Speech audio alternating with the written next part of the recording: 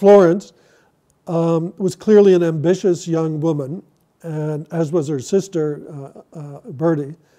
And Florence was a beauty, among other things, was painted by one of Canada's distinguished portrait painters at the time, beautiful painter. But she also cast her cap before, we think, a British officer who was an aide-de-camp to the Governor General. And the story has it that the family didn't approve of that relationship, and that on the rebound she married James Currier, who lived across the street at 24 Sussex Street, now 24 Sussex Drive. Their marriage was not a very happy one. He was a parliamentary staff and prone to much of the bad behavior, shall we say, of parliamentary staff throughout the ages.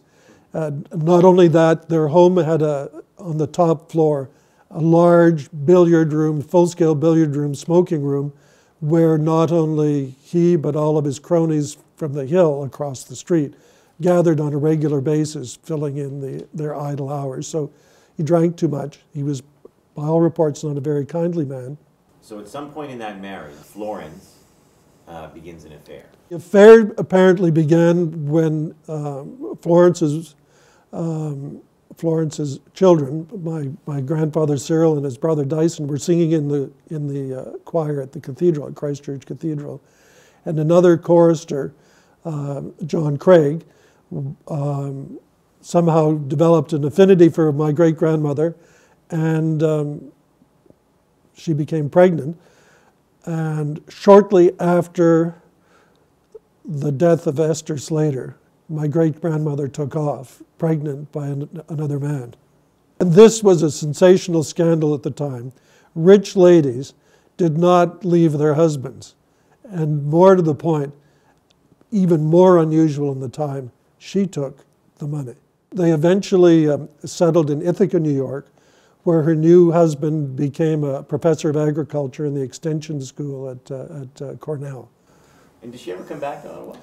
Periodically, but more or less surreptitiously, because her younger sister really turned up her nose at the behavior of her sister.